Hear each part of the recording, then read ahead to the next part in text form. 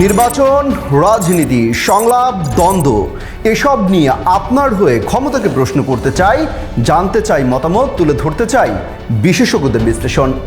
দেখছেন Walton electric kettle presents the question. সাথে আছি আমি Amit Hasan Robin. Walton Electric Kettle. Boil fast, live smart. এই পর্বে আমরা তুলে আনার চেষ্টা করেছি গণভোট নিয়ে মানুষের আগ্রহ কতটা বোঝেন তারা, গণভোটের জন্য নির্বাচিত 4 প্রশ্ন। যদি জুলাই সনদ বাস্তবায়ন, স্বৈরাচারী ব্যবস্থা থেকে মুক্তি পেতে চান, তবে গণভোটে হ্যাঁতে টিকচিহ্ন দিন, এছাড়া নাতে ভোট দিন। 12ই ফেব্রুয়ারি নির্বাচনের দিন গণভোটে হ্যাঁকে জয় করতে এমন প্রচারণা চালাচ্ছে সরকার সহ বিভিন্ন রাজনৈতিক পক্ষ। এছাড়া দেশের বিভিন্ন জায়গায় মসজিদে জুমার নামাজের খুতবার আগে গণভোটে হ্যাঁ ভোট দিতে ইমামদেরও প্রচারণা করতে দেখা গেছে। তবে গণভোট বিষয়ে কতটুকু স্পষ্ট ধারণা আছে সাধারণ মানুষের, কিংবা এই ভোট নিয়ে কি ভাবছেন তারা? এসব নিয়ে যুগান্তরের ইউটিউব, ফেসবুক এবং ওয়েবসাইটে পোল দিয়েছিলাম আমরা। সেখানে প্রশ্ন রাখা হয়, আসন্ন নির্বাচনের দিন গণভোটের আয়োজন করা হয়েছে, এতে সাধারণ মানুষের সাড়া মিলবে বলে মনে করেন? ইউটিউবে এই জরিপে নিজের মতামত জানান ৭৭,০০০ সামাজিক যোগাযোগ মাধ্যম ব্যবহারকারী। সেখানে ৭৯% মানুষই মনে করেন সাধারণ মানুষ গণভোটে সাড়া দেবে, আর 18% মানুষের মতে গণভোট সাধারণ মানুষ গ্রহণই করবে না। তবে 3% মানুষ কোনো মন্তব্যই করেননি। এ তো গেল ইউটিউবের জরিপ। এবার জেনে আসব এই জরিপের পক্ষে বিপক্ষে থাকা কিছু সাধারণ মানুষের মন্তব্য। ভোটাররা গণভোট নিয়ে কি বলছেন? গণভোট এটা আমি আসলে জানি না গণভোটটা কি। আমি হ্যাঁ দেবো, না দিলে মনে হয় যে আমার কিছু পাওনা থাকবে না, হ্যাঁ দিলে আমার কিছু মনে হয় যে কাজে লাগবে। গণভোট বাংলাদেশের পক্ষে, না যেটা সেটা মুডের পক্ষ, হ্যাঁ যেটা বাংলাদেশের পক্ষে। গণভোট আসলে কি আমি আপনাকে প্রশ্ন করলাম। আমি ভোটার, কিন্তু আমি গণভোট সম্বন্ধে জানি না। গণভোট থেকে আমরা হ্যাঁ ভোট দেবো, না ভোটকে হ্যাঁ ভোট দেবো, কোনো সরকার খুশি করতে পারবে না। এই জন্য গণভোট যে কি এটাই জানে, কিন্তু এর যে বিশ্লেষণী যে সুবিধা অসুবিধা সেই সম্পর্কে আমাদের মোটামুটি লেভেল পর্যন্ত, মোটামুটি শিক্ষিত সমাজ পর্যন্ত ওই ব্যাপারটা খুব বেশি হয় নাই। যদি গণভোট হ্যাঁ ভোট জয়যুক্ত হয়, তাহলে আমাদের এই রাজনীতির যে অবকাঠামো সেটা সম্পূর্ণভাবে পরিবর্তন হয়ে যাবে এবং আমরা একটা ইনসাফের বাংলাদেশ আমরা করতে সক্ষম হব। বেসিক্যালি আমার গণভোট নিয়ে তেমন কোনো আইডিয়া নাই, কি হবে না হবে। যা জানি যে ভোট হবে, প্লাস আমি একজন ভোটার, আমি গিয়ে ভোট দিব। বাট গণভোট যে উদ্দেশ্যটা কি, এটা নিয়ে আমার আসলে আদৌ কোনো ধারণা নেই। আমি অবশ্যই গণভোটকে হ্যাঁ বলবো, কারণ আপনারা দেখেছেন বিগত 17 বছর একদলীয় রাজত্ব, যেটা আওয়ামী লীগ স্বৈরাচার হয়ে উঠেছেন। আমরা গণভোটে হ্যাঁ ভোট দিলে যিনি একটানা 10 বছরের বেশি ক্ষমতা থাকতে পারবেন না। আসলে শুনতেছি যে গণভোটে হ্যাঁ ভোট দেওয়ার জন্য সবাইকে, কিন্তু আসলে তাহলে না ভোট রাখার মূলত কাহিনীটা কি সেটা আসলে আমার জানা নাই। যদি হ্যাঁ ভোটই আমাদের সবাইকে দিতে হয়, তাহলে এখানে না ভোটটা আমার হিসাবে না থাকাটাই ভালো। হ্যাঁ দিলে কি হবে, না দিলে কি হবে, এটা আমি জানি না। গণভোট মানে আমরা জনগণ যারা আছি সবাইকে মিলেই তো একটা গণভোট। না এটা এই সম্বন্ধে কিছু বুঝা নেই দেখে আপনাদেরকে আমরা সঠিক উত্তর দিতে পারতেছি না। হ্যাঁ ভোট না ভোট এটা কিভাবে সরকার বার করছে এটা আমরা বুঝি না। আমরা জানি যে আমাদের প্রার্থী যে হবে, আমরা যে দলে করি, আমরা প্রার্থীর ইয়াতে আমরা ভোট দিব। দর্শক, এই ছিল সাধারণ মানুষের মতামত। এবার চলুন জেনে আসা যাক রাজনৈতিক পক্ষগুলোর এ নিয়ে বক্তব্যটা কি। এটা জুলাই সনদকার ব্যক্তিগত ব্যাপার না, এটা বাংলাদেশকে সামনে এগিয়ে নিয়ে যাওয়ার, থেমে যাওয়া বাংলাদেশ ফার্স্ট। আমাদের প্রাণ নেতা তারেক রহমান সাহেবের বক্তব্য ছিল সবার আগে বাংলাদেশ। তো এই সবার আগে বাংলাদেশ দেশটাকে বাঁচাতে গেলে জুলাই সনদের আলোকেই আমাদের সামনে এগিয়ে দিতে হবে। এবং সেক্ষেত্রে আমাদের নেতারা তো বলছেন এখানে হ্যাঁ ভোটের মাধ্যমে দিতে হবে, কারণ হ্যাঁ ভোট দিলেই যেহেতু জুলাইয়ের আন্দোলনের সাথে আমাদের দল সরাসরি সম্পৃক্ত ছিল, সরাসরি আন্দোলন করেছে, তারা তো জুলাই সনদকে বিরুদ্ধে যেতে পারে না। কিছু হয়তো সাব ক্লজ সেখানে হয়তো দ্বিমত থাকতে পারে। দ্যাজ এ হোল জুলাই সনদ তো আমাদের আগামী দিন বাংলাদেশ গড়ার একটা টেক ব্যাক বাংলাদেশকে আগে জায়গায় ফিরিয়ে আনার একটা সনদ বলা যেতে পারে। যদি এই নির্বাচনে জুলাই সনদের বিপক্ষে চলে যায়, তাহলে এটা তাদের রাজনৈতিক দেউলিয়াপনা এবং জনগণ তাদেরকে আস্থা করে নিক্ষেপ করে।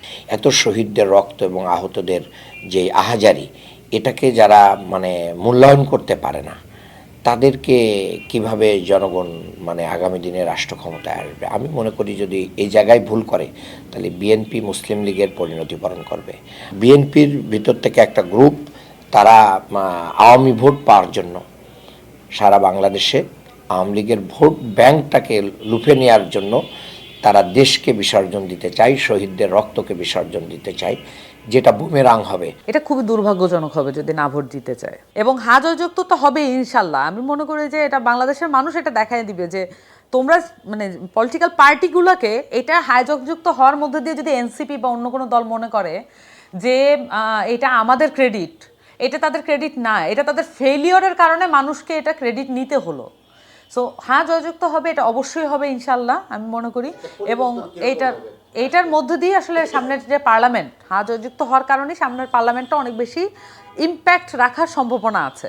যদি ওই পলিটিশিয়ানরা, আপনি দেখেন যে আমাদের দেশে পলিটিশিয়ান, এমপি, মন্ত্রী এই চরিত্রগুলোর কোনো পার্থক্য থাকে না, কিন্তু এখানে যারা পলিটিশিয়ানরা এমপি তো পেয়ে পার্লামেন্টে যাচ্ছেন তাদেরকে অবশ্যই তাদের ক্যারেক্টার পরিবর্তন করতে হবে, স্টেটসম্যান হইতে হবে, রাজনৈতিক বাগাড়ম্বর করা যাবে না।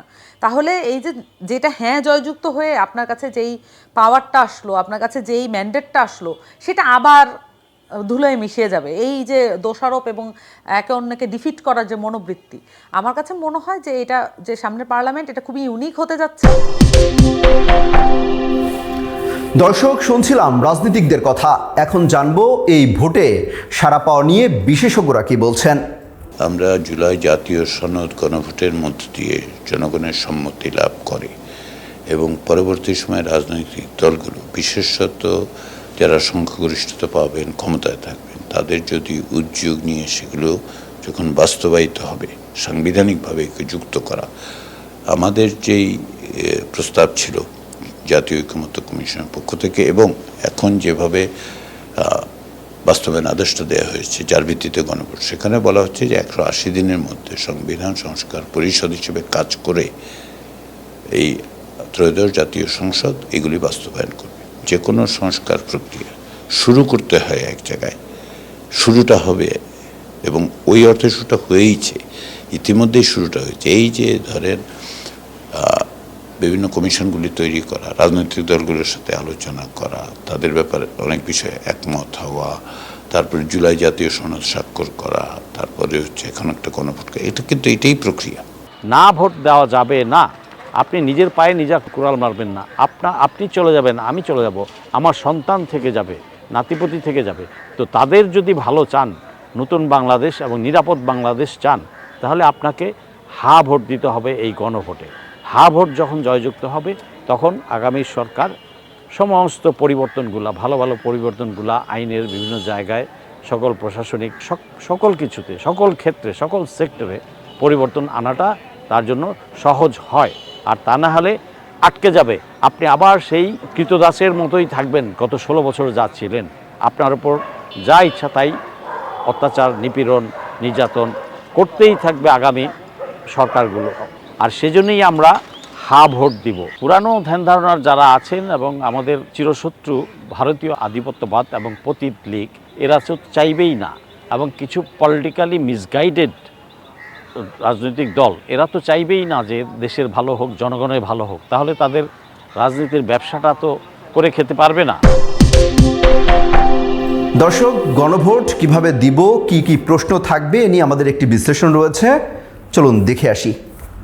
গণভোট এবং সংসদ নির্বাচন একই দিন অনুষ্ঠিত হবে। প্রধান উপদেষ্টা ডক্টর মোহাম্মদ ইউনূস জাতির উদ্দেশ্যে ভাষণে এই তথ্য জানিয়েছেন।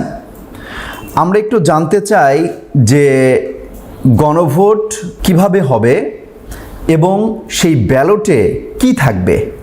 বলা হচ্ছে 4টি প্রশ্ন থাকবে, অর্থাৎ সংসদ নির্বাচনের দিনে যে গণভোটটা হবে সেখানে 4টি প্রশ্ন থাকবে। সেই 4টি প্রশ্নের আপনাকে উত্তর দিতে হবে হ্যাঁ অথবা না ভোটের মধ্য দিয়ে। কি সেই 4টা প্রশ্ন, সেই বিষয়ে একটু কথা বলতে চাই এবং কি ধরনের প্রশ্ন শুরুতে থাকবে আপনাকে বা কি জিজ্ঞাসা করা হবে আপনাকে সেটা একটু বলতে চাই। 4টি প্রশ্ন শুরুতেই থাকবে এবং সেখানে লেখা থাকবে, আপনি কি জুলাই জাতীয় সনদ বাস্তবায়ন আদেশ 2025 এবং জুলাই জাতীয় সনদে লিপিবদ্ধ সংবিধান সংস্কার সম্পর্কিত নিম্নলিখিত প্রস্তাবগুলোর প্রতি আপনার সম্মতি জ্ঞাপন করছেন? অর্থাৎ আপনার কাছ থেকে আগেই জেনে নেওয়া হবে যে নিচে যে 4টি প্রশ্নের আপনি উত্তর দিচ্ছেন সেই সম্পর্কে আপনি সম্মতি জ্ঞাপন করছেন কিনা। 1 নম্বর প্রশ্ন, নির্বাচনকালীন সময়ে তত্ত্বাবধায়ক সরকার নির্বাচন কমিশন এবং অন্যান্য সাংবিধানিক প্রতিষ্ঠান জুলাই সনদে বর্ণিত প্রক্রিয়ার আলোকে গঠন করা হবে। অর্থাৎ নির্বাচনের সময় যে তত্ত্বাবধায়ক সরকার থাকবে, নির্বাচন কমিশন এবং অন্যান্য সাংবিধানিক প্রতিষ্ঠান জুলাই সনদে বর্ণিত। অর্থাৎ এই প্রশ্নটার যদি আপনি উত্তর দিতে হয় তাহলে আপনাকে জুলাই সনদে কি কি বর্ণনা করা আছে, কি কি বিষয় আছে সেগুলো সম্পর্কে ভালোভাবে জেনে নিতে হবে। না হলে কিন্তু আপনি এই প্রশ্নের উত্তর দিতে গিয়ে কিন্তু একটু দ্বিধার মধ্যে পড়ে যাবেন যে আপনি হ্যাঁ দিবেন না না দিবেন। অর্থাৎ জুলাই সনদে বর্ণিত প্রক্রিয়ার আলোকে গঠন করা হবে, সে বিষয়টা আগে ভালোভাবে জেনে নিতে হবে জুলাই সনদে কি কি উল্লেখ করা আছে, কি কি বিষয় বলা আছে। 2 নম্বর প্রশ্ন, আগামী সংসদ হবে 2 কক্ষ বিশিষ্ট। জাতীয় সংসদ নির্বাচনে দলগুলোর প্রাপ্ত ভোটের অনুপাতে 100 জন সদস্য বিশিষ্ট একটি উচ্চ কক্ষ গঠিত হবে। অর্থাৎ রাজনৈতিক দলগুলো যে পরিমাণ ভোট পাবে শতকরা হিসেবে সেই পরিমাণ ভোটের আলোকে কিন্তু উচ্চকক্ষ গঠিত হবে 100 সদস্য নিয়ে। আর একটু সহজ করে বলি, যদি সাপোজ আগামী নির্বাচনে বিএনপি যদি 60% ভোট পায়, মোট ভোটের 60% ভোট যদি বিএনপি পায়, তাহলে উচ্চকক্ষে তাদের সদস্য সংখ্যা থাকবে 60 জন। আর যদি 40% পায় তাহলে 40 জন। এক্ষেত্রে জামাত যদি 20% পায় তাহলে 20 জন সদস্য থাকবে তাদের উচ্চকক্ষে। এনসিপি যদি 30% ভোট পায় তাহলে কিন্তু 30 জন থাকবেন উচ্চকক্ষে তাদের সদস্য। ঠিক এভাবে রাজনৈতিক দলগুলো যে দল যত শতাংশ ভোট পাবে মোট ভোটের তত শতাংশই কিন্তু সেই অনুপাতে কিন্তু উচ্চকক্ষে সদস্য তাদের প্রতিনিধিত্ব করবে। এছাড়াও সংবিধান সংশোধন করতে হলে উচ্চ কক্ষের সংখ্যাগরিষ্ঠ সদস্যদের অনুমোদন দরকার হবে। অর্থাৎ আপনি যদি কোনো সংবিধান সংশোধন করতে চান, যদি কোনো রাজনৈতিক দল বা সরকার মনে করে যে এই সংবিধানটা সংশোধন করা প্রয়োজন, পরিবর্তন করা প্রয়োজন, সেক্ষেত্রে কিন্তু উচ্চ কক্ষের যে 100 জন সদস্য বিশিষ্ট রয়েছেন তাদের সংখ্যাগরিষ্ঠ অনুমোদন প্রয়োজন। অর্থাৎ 51 জনের সমর্থন লাগবে যে এই সংবিধানটা পরিবর্তন করা যাবে কি যাবে না, বা এইভাবে করা যাবে কি যাবে না, এই জন্য সংখ্যাগরিষ্ঠ সদস্যের অনুমোদন প্রয়োজন। আসি 3 নম্বর প্রশ্নে। 3 নম্বরে আপনার কাছে জানতে চাওয়া হবে সংসদে নারীর প্রতিনিধি বৃদ্ধি, বিরোধী দল থেকে ডেপুটি স্পিকার ও সংসদীয় কমিটির সভাপতি নির্বাচন, প্রধানমন্ত্রীর মেয়াদ সীমিতকরণ, রাষ্ট্রপতির ক্ষমতা বৃদ্ধি, মৌলিক অধিকার সম্প্রসারণ, বিচার বিভাগের স্বাধীনতা ও স্থানীয় সরকার সহ বিভিন্ন বিষয়ে যে 30টি প্রস্তাব জুলাই জাতীয় সনদে রাজনৈতিক দলগুলোর ঐক্যমত্য হয়েছে সেগুলো বাস্তবায়নে আগামী নির্বাচনে বিজয়ী দলগুলো বাধ্য থাকবে। 3 নম্বর প্রশ্ন ভালো করে শুনবেন। 30টি প্রস্তাব রয়েছে, যে 30টি প্রস্তাব জুলাই সনদে রাজনৈতিক দলগুলো ঐক্যমত হয়েছে। 30টি প্রস্তাবের পক্ষে রাজনৈতিক যে দলগুলো আছে সেগুলো একমত পোষণ করেছে। এইটা বাস্তবায়ন করবে যে দল নির্বাচনে জয়ী হবে সে বাধ্য থাকবে, বিজয়ী দলগুলো বাধ্য থাকবে এটা বাস্তবায়ন করতে হলে। অর্থাৎ 30টি যে প্রস্তাব আছে জুলাই জাতীয় সনদে সেইগুলো আপনাকে মুখস্থ করতে হবে, অর্থাৎ আগে থেকে জেনে যেতে হবে যে এই 30টা প্রস্তাবের সাথে আপনি আসলে একমত আছেন কিনা, রাজনৈতিক দল একমত থাকলেও আপনি একমত আছেন কিনা। এটা কিন্তু খুব ইম্পর্টেন্ট এবং আপনাকে জেনে যেতে হবে যে 30টি প্রস্তাব আসলে কি কি ছিল। নারীর ক্ষমতা বৃদ্ধি, ডেপুটি স্পিকার হবে বিরোধী দল থেকে, এরকম রাষ্ট্রপতির ক্ষমতা বাড়ানোর এখতিয়ার, এইসব বিষয়গুলোতে আপনাকে আগে জেনে যেতে হবে যে 30টি প্রস্তাব ছিল। যদি না জানেন তাহলে কিন্তু আপনি দ্বিধায় পড়ে যাবেন। 4 নম্বরে যেটা আছে, 4 নম্বরে রয়েছে জুলাই সনদে বর্ণিত অন্যান্য সংস্কার রাজনৈতিক দলগুলোর প্রতিশ্রুতি অনুসারে বাস্তবায়ন করা হবে। অর্থাৎ এখানেও আপনাকে জেনে যেতে হবে যে কোন কোন সংস্কারগুলো বিষয় নিয়ে রাজনৈতিক দলগুলো একমত হয়েছিল। সেখানে আপনাকেও কিন্তু ভোট দিতে হচ্ছে যে আপনি হ্যাঁ অথবা না ভোট দিবেন যে আমি আসলে এটাই একমত অনুসারে বাস্তবায়ন, যেটা বলা হচ্ছে জুলাই সনদে বর্ণিত অন্যান্য সংস্কার রাজনৈতিক দলগুলোর প্রতিশ্রুতি অনুসারে, রাজনৈতিক দলগুলো যে প্রতিশ্রুতি দিয়েছে সেই প্রতিশ্রুতি অনুযায়ী বাস্তবায়ন করা হবে। এটা আপনি একমত দিচ্ছেন যে হ্যাঁ তারা এটা বাস্তবায়ন করবে বা বাস্তবায়ন হতে হবে। দর্শক, এবার আপনার পালা। গণভোট নিয়ে কমেন্টে জানাতে পারেন আপনার মতামত। আগামী পর্বে ফিরব Walton electric kettle presents the কোশ্চেনের নতুন পর্ব নিয়ে। জানতে চোখ রাখুন যুগান্তরের ইউটিউব, ফেসবুক এবং ওয়েবসাইটে।